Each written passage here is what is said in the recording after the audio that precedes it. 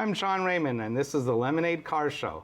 Tonight, we will be taking your calls about buying a car, new or used, and we will be answering all your car-related questions.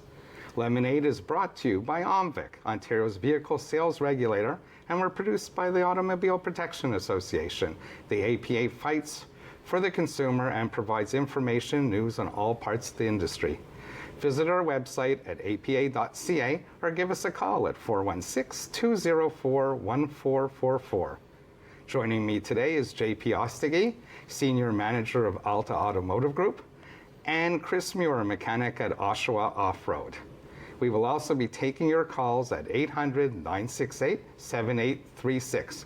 Welcome, gentlemen. Thanks for Welcome back, JP. Sweet to be here. It's great. New season. New season. Great to have you back. Absolutely. Today we're going to be talking about what you should know about and what you should do when you're buying a new or used car. And of course we have Chris that will answer any automotive question, any mechanical or electrical question.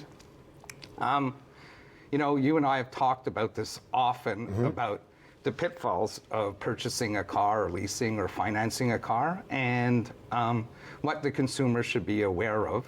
And I know often I've talked to Chris and he's come back with all sorts of horror stories. So we should really cut off some of the myths and talk about the steps that we should take. Well, it depends. If there's lots of ways to buy a car. You can buy it from a dealership, you can buy it privately, you can use online resources, you can talk to dealers, you can get blogging information. As long as you understand what you're looking for and your needs are.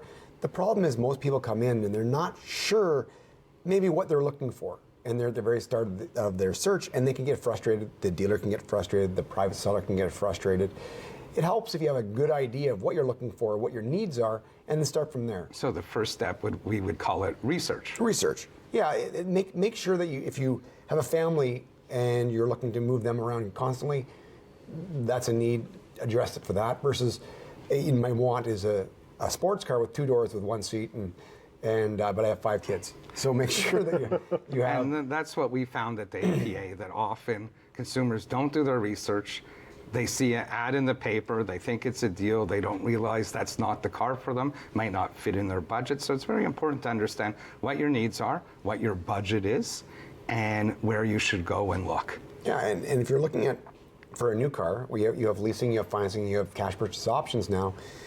You want to make sure that you do your research on what the vehicle you want is, narrow it down, do your research on the dealer, look at the reviews online, look at the reviews, talk to the service department, get an idea of who you're going to be building the relationship with, and then walk in and talk to them or send an email or call them.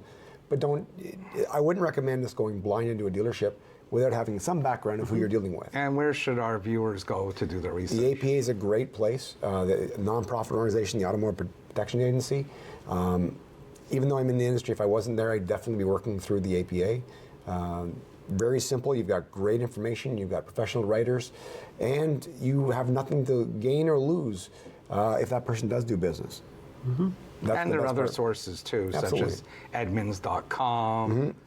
Actually, if you just Google the car that you're interested in, and you could Google problems or road tests and reviews. No, I mean, there's a plethora of information. All you have to do really is fire up your computer and look for it. APA is a great buying resource, certainly, but there's all sorts of reviews on just about any model of car that you can think of.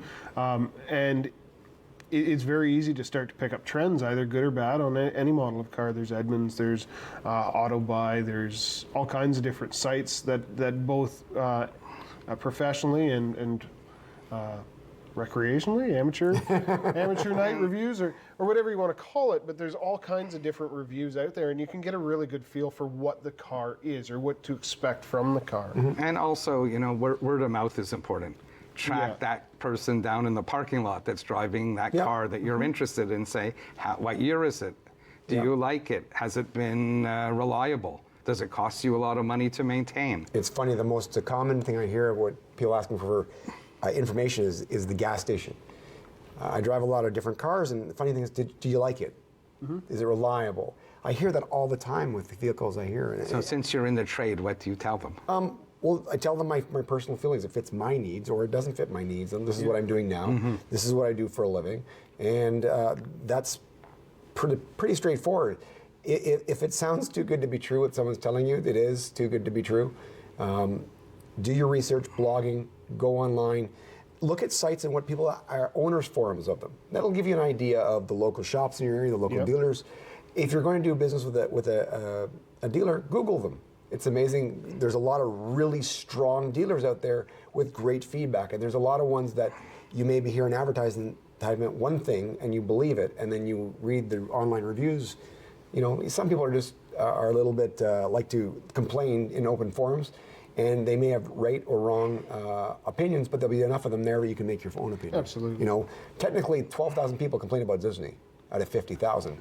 Some people just don't like Disney. And this you do at home, or you do on the run on your iPhone, and you haven't stepped into a dealership, you haven't gone on to a used car lot. The important thing is know your budget. And always be under budget, because it will end up costing you more, because there's all sorts of ancillaries, such as insurance costs, licensing costs, and other costs of ownership. And insurance is a big thing. We see constantly people coming in going, this is great, fits my numbers, everything wants to do, let me check insurance. Very much like buying a house nowadays, get yourself a really good base of information. Find out what your insurance costs would be. Sometimes they ask for the VIN. Dealers should be able to provide it to you easily. Find out what your overall cost of ownership, what the gas mileage is going to be in real world situations, what your ownership is going to be for the payments, what your insurance is going to be, your maintenance costs. And often we've seen this because we see somebody say, oh, I just saw this payment, it's $350 a month. And then you say, well, the average insurance in Ontario is $2,000 a year. So that's another $150 a month. And the big thing is, when you're buying something, with maintenance being a big thing, I've seen people buy luxury cars. I need a used luxury model. This is what I need for my lifestyle. Great. And then my first oil change is $1,000. Yes. So ensure that you can afford the maintenance. You buy a Nissan GTR, they're beautiful. It's one of the fastest cars in the world, but your maintenance is going to be $10,000 in the first year. And unforeseen repairs on used vehicles. Well, and I mean, something as high strung as the GTR, as you mentioned before. I mean, these luxury cars are absolutely gorgeous, but I know, like, GTR, within the first year, you're doing an alignment, which is a couple $100, and you're doing synthetic differential changes, which are a few $100. I think your first major is $1,500 before you're at the door. So, but Chris, every car is expensive today to maintain. $1,500 in the first year. No, but in terms of the average consumer, they have to factor in these costs. So and for private sellers, there's still a lot of people selling online and doing it privately, and that's fine. There's a lot of great things out there. A couple things to keep in mind with recent things in the news. Try to meet someone in a public place.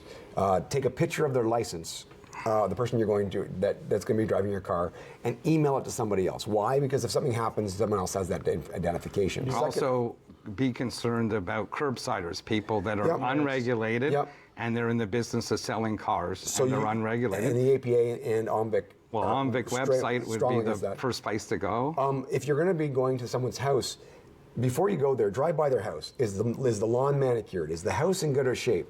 Is their driveway in good shape? Is there a plate on the car? Is there a plate on the car? The reason being, if you drive by and the house is in disarray, chances are that person's lifestyle is in disarray. Do they know the car? But we're jumping ahead a little bit because we're still on the research phase. But there's a lot of good research, good ways. Look at online for resources like what are potential problems with these cars, and make sure you drill down far enough. If someone complains about a problem, it may not be a problem except for how they've treated the car. Absolutely. We see a lot of people complaining about cars that they don't do oil changes on. Well, unfortunately. Well, I ask the questions. Yeah. Well, I used to work in the marine industry, and one of the owners I used to work with honestly believed that the oil's been in the ground for 1,000,000 years. It's fine in my car for 1,000,000 years. And he wondered why he was going through engines like crazy. So, there's things to ask as well, and really drill down on that information. Yeah, and to see the interest when you talk to that person on the phone. Are they interested in a vehicle? Do they know their car? Could they tell you their last service? Yeah.